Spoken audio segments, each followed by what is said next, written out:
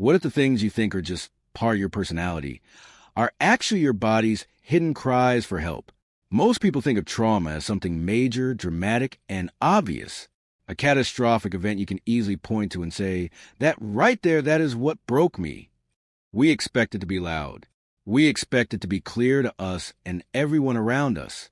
But trauma, the way modern clinicians and researchers now understand it, is not defined by the event itself.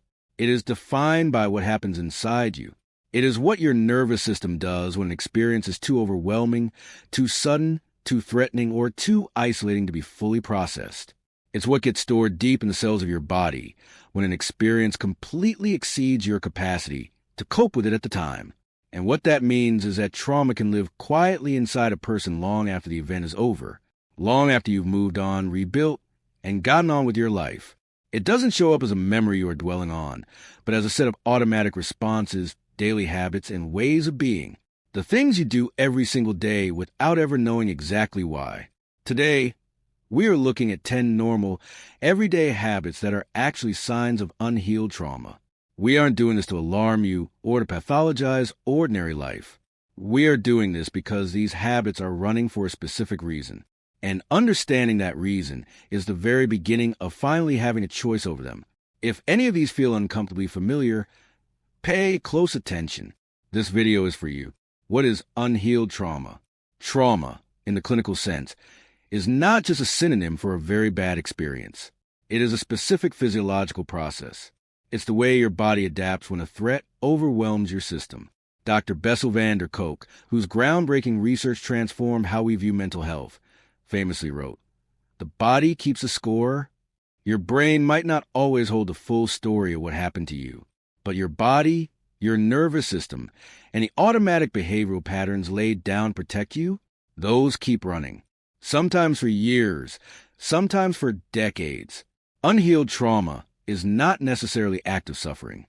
It is simply a nervous system that is still running protective survival protocols in response to a threat that may no longer be present. These habits are not signs of weakness. They are the output of a system that is still trying, with tremendous consistency, to keep you safe. Let's look at what that actually looks like. Habit 1. Waiting for the other shoe to drop. Something genuinely good happens to you, and instead of simply enjoying the moment, a part of you immediately starts looking for catch. You look for the problem, the flaw, the hidden trap that is going to ruin it all. If the relationship is going well, you think it's about to end. If your career is thriving, you worry you're about to lose it. If the moment is beautiful, you panic because it's only temporary. To a nervous system shaped by unpredictable loss or harm, temporary good things don't feel like gifts, they feel like setups. This is called anticipatory anxiety, a chronic, low-level preparation for disaster.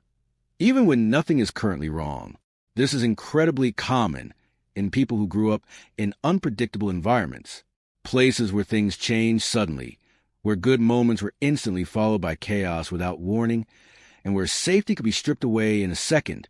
This habit isn't pessimism.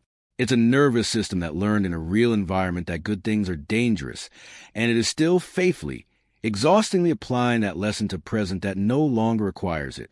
Habit 2. Overexplaining and over-apologizing. Whenever someone seems slightly upset with you, or whenever there is even a minor friction in an interaction, something inside you activates. Your response isn't to just state your boundary or wait for more information. Your response is to explain, thoroughly, way more than the situation actually requires. You provide so much context, so many justifications, and so much preemptive blame on yourself that by the end of it, the other person is left completely confused. And then come the apologies.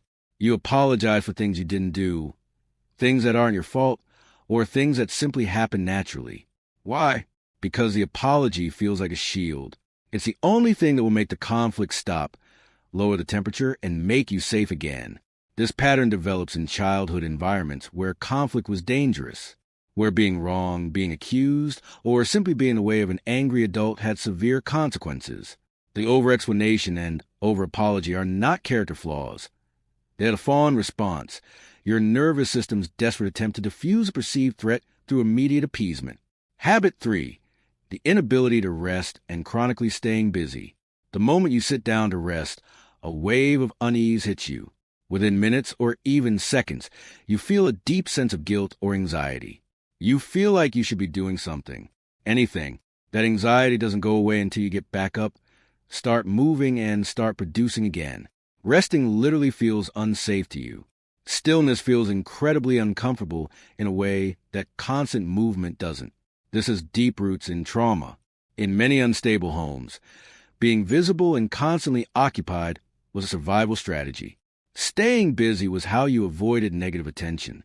The moment you let your guard down and relaxed, something bad happened.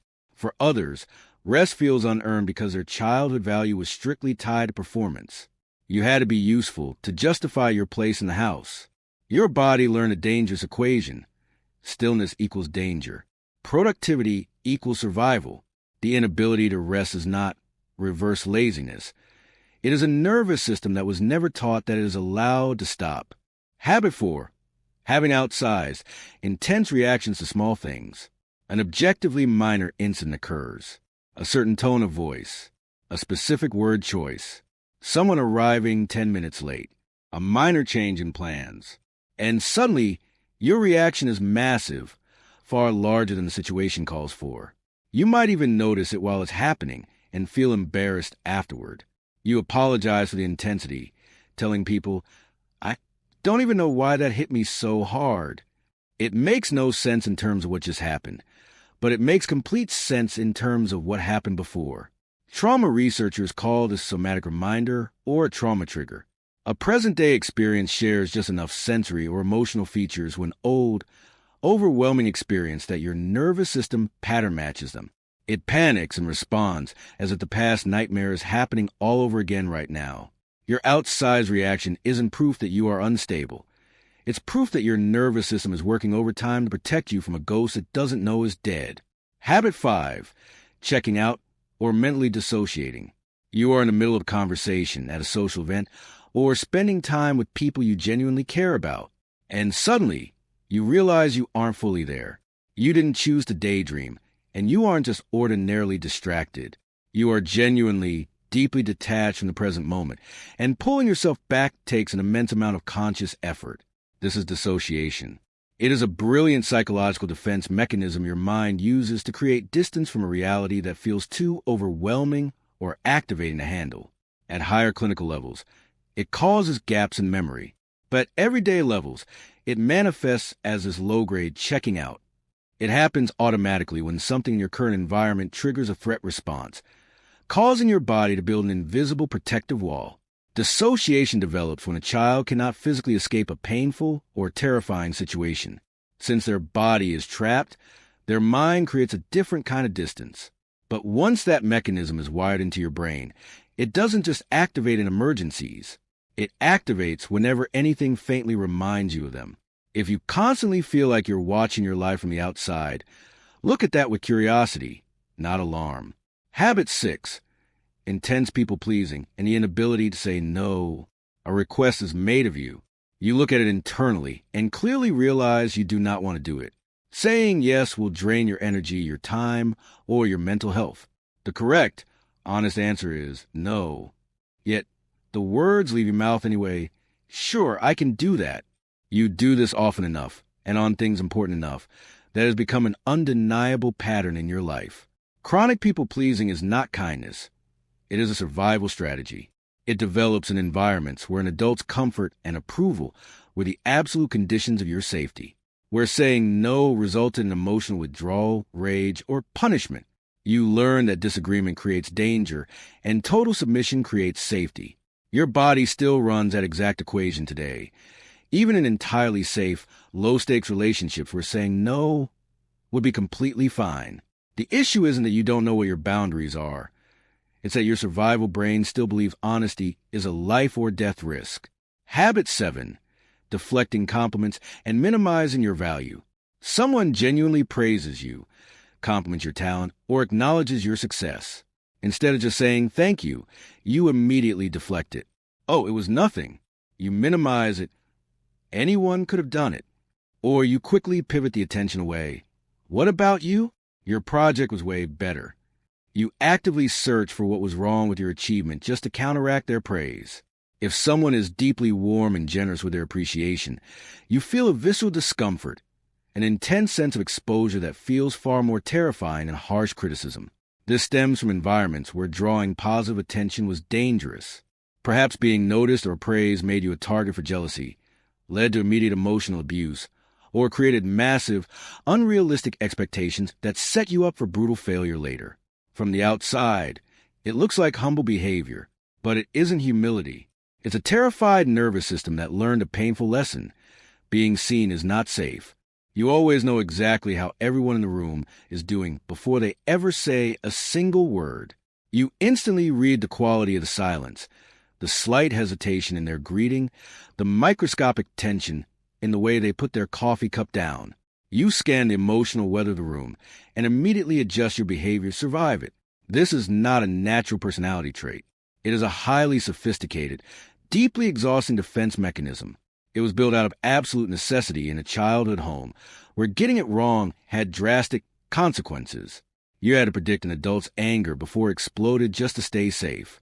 While this hyper-awareness can make you an incredibly empathetic, perceptive, and deeply supportive adult, it comes at a horrific price. The constant subconscious monitoring drains your life force, leaving you entirely consumed by the needs of everyone else while having absolutely no access to your own. The most hyperperceptive person in the room is almost always a person who grew up needing to be. Habit 9. Total avoidance of risks, failure, or rejection. There's a dream you have, a career path you want, or a relationship you desire. But standing between you and that goal is the risk of rejection or failure. And because of that risk, you don't even try, or you try with 5% of your effort, ensuring you fail intentionally so you can tell yourself, well, I didn't really care anyway. Chronic avoidance of failure isn't a lack of ambition or confidence. It's your nervous system protecting you from something it equates with absolute emotional death, the utter collapse of your self-worth. In homes where mistakes were treated as permanent flaws in your character rather than simple learning curves, your system learned a terrifying rule. To fail means to be unlovable. Your brain now treats the risk of failure as a literal physical threat, avoiding it far more urgently than it pursues happiness. Healing this means slowly proving to your body that you are strong enough to survive an outcome that once felt completely fatal. Habit 10. Chronic hypervigilance. Always waiting for disaster. Everything in your life is fine.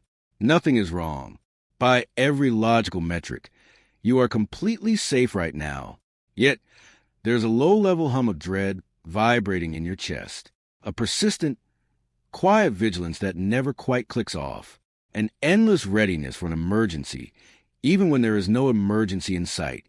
You cannot relax into a beautiful moment because your system is screaming that if you let your guard down, that's exactly when life will hit you from behind. This is hypervigilance. When you spend your formative years unable to rely on safety, your nervous system makes the highly logical decision to never assume safety again. It keeps its finger on the trigger at all times. This is incredibly isolating because outwardly, you look completely fine. You are highly competent, high-functioning, and successful.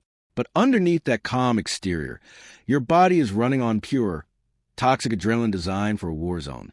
You cannot think your way out of hypervigilance because it isn't a mindset.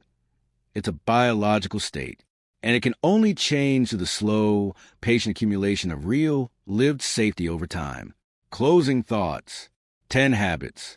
Each of them completely ordinary. Each of them running for a very specific, deeply intelligent reason. I want to be profoundly clear about something before we close. None of these habits mean there is something permanently broken within you. They are simply living proof that something happened to you. Something that was too heavy, too sudden, or too lonely for your young system to bear all at once. Your body did exactly what a beautiful, healthy body is supposed to do to survive. It adapted. It built walls. It engineered brilliant strategies to keep you breathing and moving forward. The problem isn't that your strategies were wrong. It's just that they're still running in a house that isn't on fire anymore. Your nervous system simply hasn't received enough consistent proof that the war is over. Providing that proof gently, patiently, and often with professional support is what healing actually is. It's not about becoming a completely different person. It's about giving the magnificent person you already are the peace and safety their body needs to finally lay down its armor and rest. If you recognize yourself in this list today, remember, recognition is not a life sentence. It is your brand new starting point. Take deep care of yourself. I'll see you in the next video.